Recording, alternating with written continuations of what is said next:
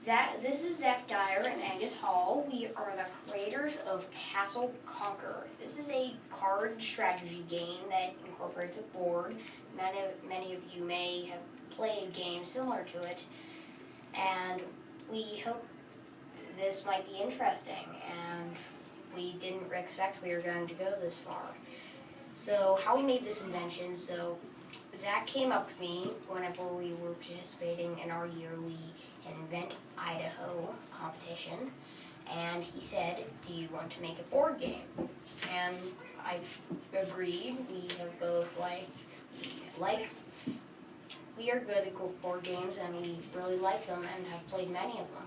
And I'm going to hand it over to Zach. So, a problem we were trying to focus on with our board game is we realized many teens and kids love devices and playing video games online, and that can ruin their eyes. So we decided that we wanted to make a game that was, we hope, just as fun, so they wouldn't be on the computer as often and could play with their family or friends. Yeah, and that can also inspire creativity. So our invention works through a HP addition and subtraction system. So each card has its own HP and damage.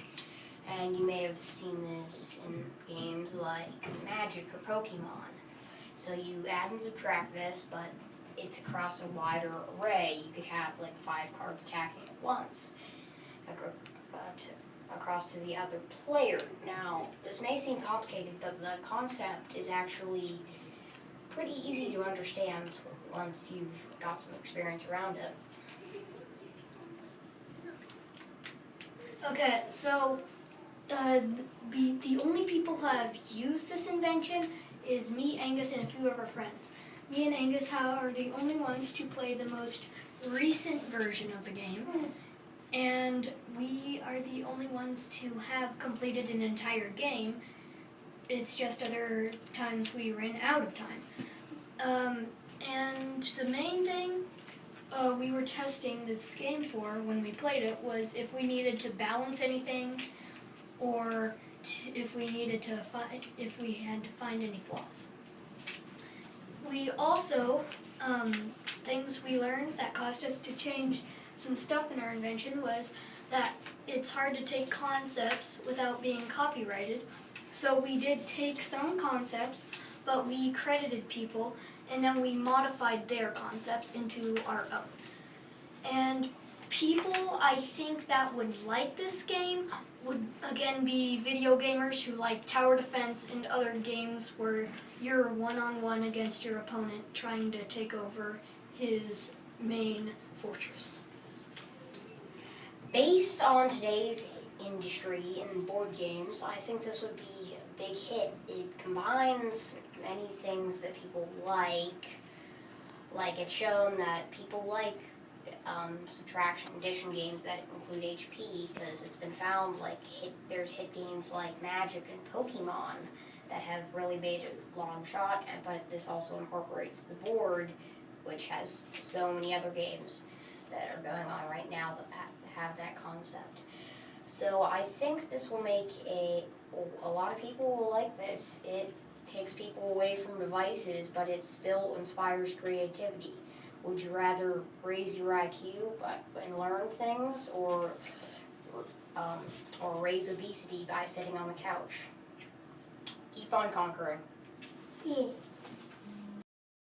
So let's take a look at the tool Padlet, and if you were a Padlet user before, please recognize that it has changed recently, okay? So if I wanted to go in, you would want to go and create a Padlet account. What I'm going to do is actually log into Padlet instead, because I already have an account. And notice that when you log in, you can log in with your Google account, which makes it really nice and easy. Then when my Padlet page comes up, you can see that here's my dashboard and here's all of my active stuff. So we're going to show you how to create a Padlet. You just click on New Padlet. And up in the right-hand corner, you're going to get access to some tools. So I'm going to close that. You can clone a page, you can share a page. Here's your tool to modify the page, and there's some more tools under the 3 dots there. So let's take a look first at modifying. Now, really important, if you let your Padlet be freeform, you can see that the boxes just kind of randomly go around the page. And when people share things, when you have it in freeform, which is its default, they kind of tend to overlap one another. So I usually like to use either grid or stream. Okay, so in order to use a different one, you just click on the other one. Notice that it gave me this roller derby background, but I can control what background I use. So here are my wallpaper options. If I click more here, you can see that there's lots of different choices that they give you for wallpaper. However, my favorite thing to do is just do add your own.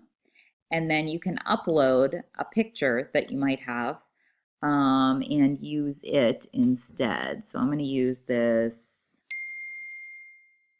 iStem picture.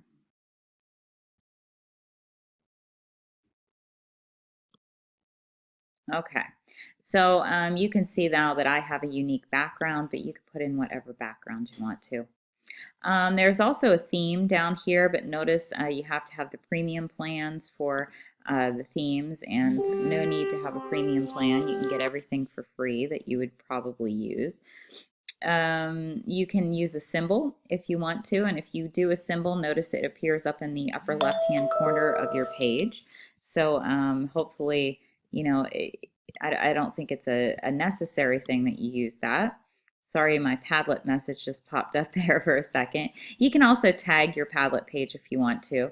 Notice this is your Padlet address, and if it's just going to add some, letters and numbers at the end of whatever my Padlet page is called. So you can see it's padlet.com/CassidyH because that's what I named it when I logged in. I can change what this says here though, okay? So if I wanted it to make it like STEM 3 or something like that, I could very easily change it to that. Okay, so you can make that unique. Okay, so I'm going to save and close the modification. Over here in the three buttons, this is where there's a help page. So if you ever need help with Padlet, they have videos that go through it. They have lots and lots of help issues that you can sort of look up and get easy help with. There's an invite people section. So I can actually invite people to share in this page. I usually use share or embed instead. And if I use that, notice that it gives you some different options here. But I can copy the link, for instance, and then leave the link somewhere for people to get to it. And that's usually how I do it. However, if you have your own web page, you could embed it on your website or in a blog. You can email it straight to people, share it on Facebook, share it on Twitter, and you can actually export it different ways as well. Okay, and you can see that down there. There's even a QR code, which is possible. Notice under this People and Privacy tab in the Share section, really important. Right now, mine is set to secret. Okay, and if I want to share this with people, then I could leave it at secret and just share the link with them. But notice down here, I can give them different access. So right now I have it set so that they can write. I could also just have them be able to read and not post anything to it. Or if I wanted them to moderate, they would actually be able to go in and edit each other's posts. Okay, so just think about the level that you want your students to have when they use this tool. I could set something to completely private. I could have a password that accompanies it, or I could set it to public. So there's some different ways that you can go about there. You can also require admin or moderator approval before posts are published. I've never done that myself, but if you were working with a group of students and you thought there's some questionable things could pop up, you could always require that. Okay, so a couple ways to get around in there. You can also see here that I can print my Padlet page if I want to, and the other ones are pretty straightforward. All right, so that is how you use Padlet. If you ever want to create another Padlet page, you just click the plus down here in the corner and start all over again.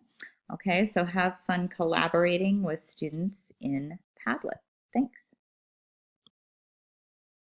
So let's take a look at some features of your Acer Iconia 1.8. Okay, now notice there's only 3 buttons on the device and they're going to be found in the upper right hand corner. and you have the power on button and the volume up and down is basically all there is. So if I power it on, here's what my initial screen looks like. A little fuzzy on the camera. There we go. You'll notice that in the middle you have this little unlock feature, and you just have to slide it to the side to unlock your screen. Okay. It will walk you through how to use your apps. If you touch the circle, you see all your apps pop up. Okay. And then it says choose some apps. To add an app to your home screen, you touch and hold it. Okay, so for instance, if I wanted to add the calendar to my home screen, I just touch and hold it, and I can pop it right onto my home screen so that you have ultimate control of what appears on that home screen for you. Okay. Anytime you want to get back to your apps, you use this little apps tab at the bottom middle. And then if I want to go back, there's a back button on the lower left. Always use the back button to get back to the previous screen. You can also, if you have several apps open, so say I opened this app and then I went out, and maybe I opened this app and then I went back out, I can actually go to this button here, which shows me all my windows, and I can toggle between apps there. I can also close them there. So similarly to an iPad, anytime you open an app on this kind of device, it stays open. So you're going to want to clear it off afterwards. So if I just swipe to the side, I can close those apps out permanently. Okay, they still appear, I can still get back to them, but at least they're not running in the background anymore. Okay, so just some basics there. You'll notice that if I go into my apps tab, I do have a settings tab. And your settings tab is going to be where you control whether or not your Wi-Fi is on, your Bluetooth is on, if you need to do anything with specific apps, if you need to do something with security like set a password or your privacy or anything like that, date and time. All of those features are going to be found in your settings button. Okay, if I go back to the regular screen, a couple other things. If I swipe down from the upper right corner, you can see I get quick access to some of those things that are in my settings tab. Okay, so now in there I have quick access to my Wi-Fi, my Bluetooth, airplane mode, all of those kinds of things, and I would just swipe back up to get rid of that. If I swipe down from the upper left corner, you can see that this is anything that I've been invited to for the various accounts that I have connected to this device. So for instance, these were Google Hangouts that I was invited to. Okay, so those are kind of where all of your menus live. If you ever want to play around with your apps and maybe combine some of them, if I hover over something and then pull it onto another app, it'll let me actually create a folder. Okay, so you can actually create folders on your desktop and really clean it up. If I don't want to folder things and want to pull them back out, notice that I can do that just as easily. Okay, because anytime I hold on to an app, it's going to let me start to move it. Okay, so again, if I wanted to create a folder, I just hold on to an app, drag it on top of another app, and it's going to pop up the ability to folder those, and I can name my folder. But if I don't want a folder, I can hold on to one of those, drag it back out, and now I'm back to normal again. Okay, so all kinds of things you can do here, but those are the very basics of control on your device.